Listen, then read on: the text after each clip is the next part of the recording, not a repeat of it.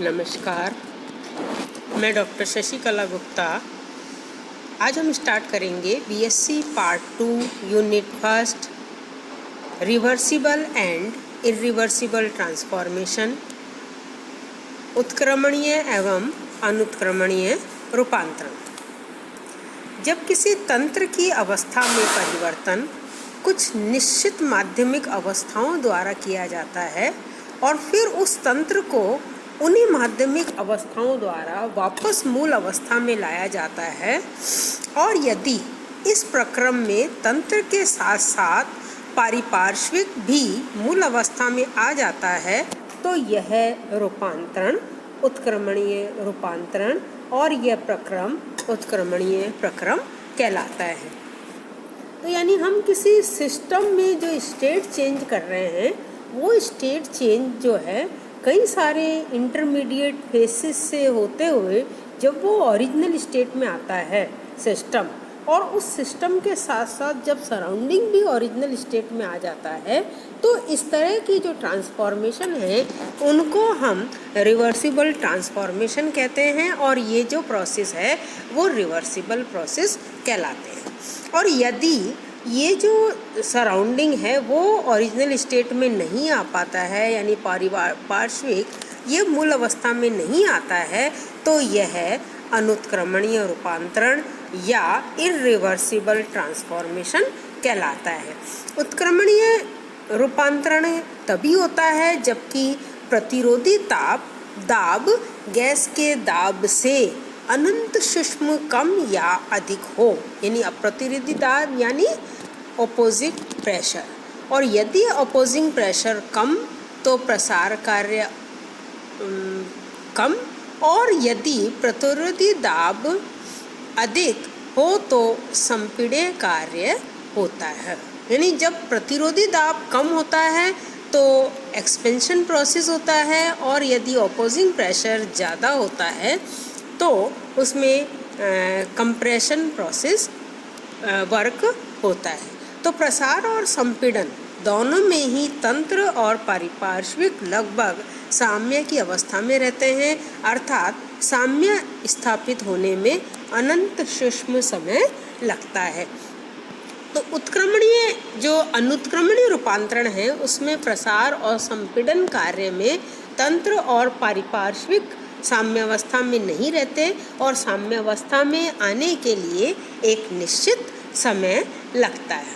अब हम देखते हैं कि work in isothermal reversible transformation यानी समतापीय उत्क्रमणीय रूपांतरण में कार्य। जब गैस का दाब प्रतिरोधी दाब के बराबर है, अर्थात PA = P, तो स्थिर ताप पर इस गैस का प्रसार V1 से V2 आयतन तक कर सकते हैं, और इन्हीं परिस्थितियों में इस गैस को V1 से V2 आयतन तक संपीड़ित किया जाता है।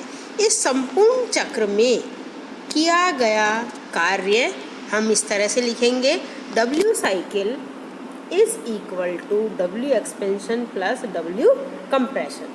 तो W साइकिल है ये पूरे साइक्लिक प्रोसेस में होने वाला वर्क, और W एक्सपेंशन यानी एक्सपेंशन वर्क और W कंप्रेशन यानी संपीड़न कार्य, ये कहलाते हैं। अब यहाँ पर एक बात ध्यान देने की है कि IUPAC परिपाटी के अनुसार निकाय द्वारा किया गया कार्य, यानी जिसे हम प्रसार कार्य कहते हैं या एक्सपेंशन वर्क कहते हैं, ये नेगेटिव होता है, ऋणात्मक होता है, तथा निकाय पर किया गया कार्य यानी जो सिस्टम पर हम वर्क करते हैं, वर्क डन है, यानी जिसे हम संपीड़न कार्य कहते हैं या कंप्रेशन वर्क कहते हैं, वो धनात्मक होता है।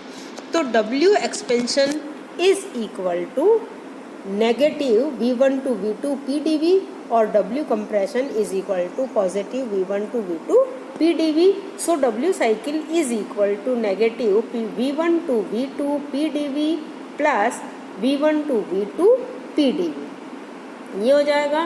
तो अब ये दोनों कैंसिल हो जाएंगे, तो W साइकिल आपका 0 हो जाएगा। तो इस प्रकार चक्रीय रूपांतरण में किया गया कार्य शून्य होगा। अब चूंकि चक्रीय रूपांतरण में किया गया कार्य चक्र की प्रत्येक अवस्था में किए गए कार्य के योग के बराबर होता है, अतः W साइकिल को हम dW के चक्रीय समाकलन के रूप में इस तरह से लिखते हैं। ये चक्रीय समाकलन है ना, is equal to W cycle. और चक्रीय रूपांतरण में क्योंकि वर्ग 0 है इसलिए ये जो है W cycle is equal to 0 होगा। तो इस तरह से ये हमने देखा कि जो अगर रिवर्सिबल ट्रांसफॉर्मेशन है उसमें वर्कडन क्या होगा। अब हम देखते हैं work in isothermal irreversible transformation या समतापी अनुत्क्रमणीय रूपांतरण में कार्य। तो माना कि स्थिर ताप पर एक गैस का प्रसार P1 V1 अवस्था से P2 V2 अवस्था में किया जाता है, अर्थात प्रतिरोधी दाब गैस के अंतिम दाब के समान हो जाता है, यानी हम यूँ कह सकते हैं कि PA is equal to P2।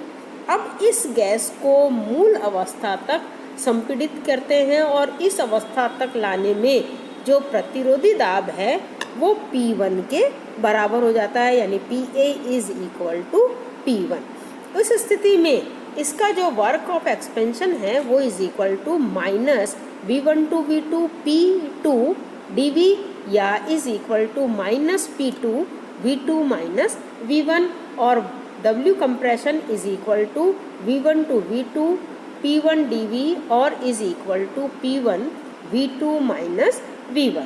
तो W साइकिल जो है वो हमारा ये हो जाएगा, हमने W एक्सपेंशन और W कंप्रेशन की वैल्यू रख दी, is equal to minus P2 V2 minus V1 plus P1 V2 minus V1। तो W cycle is equal to हमने इसमें से V1 माइनस V2 कॉमन ले लिया तो ये बचा P2 माइनस P1। अब क्योंकि यहाँ पर V2 V1 से ज़्यादा है यानी V2 माइनस V1 धनात्मक होगा और जबकि P2 जो है वो P1 से कम है और उस स्थिति में P2 माइनस P1 ऋणात्मक होगा। इस प्रकार ये जो W साइकिल का मान है वो ऋणात्मक होगा, अर्थात संपूर्ण चक्र में पारिपार्श्विक द्वारा तंत्र पर शुद्ध कार्य किया जाता है और इस प्रकार तंत्र को तो मूल अवस्था में आ जाता है, परंतु जो सराउंडिंग है वो ओरिजिनल स्टेट में नहीं आ पाता है और इसीलिए इस तरह के साइक्लिक ट्रांसफॉर्मेशन को हम इररिवर्सिबल ट्रांसफॉर्मेशन कहते हैं। तो आपको ये चीज़ ध्यान में देनी है कि साइक्लिक जो प्रोसेस किया जा रहा है उस साइक्लिक प्रोसेस में ये जो रूपांतरण है वो किस तरह का है, उत्क्रमणीय है या अनुत्क्रमणीय है।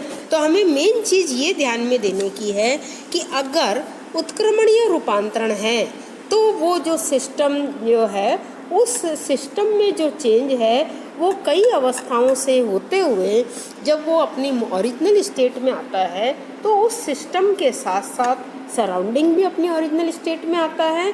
जबकि अगर इररिवर्सिबल ट्रांसफॉर्मेशन होता है तो उस सिस्टम के पूरे प्रोसेस में सिस्टम तो ओरिजिनल स्टेट में आ जाता है लेकिन जो सराउंडिंग है वो ओरिजिनल स्टेट में नहीं आ पाता है। Thank you.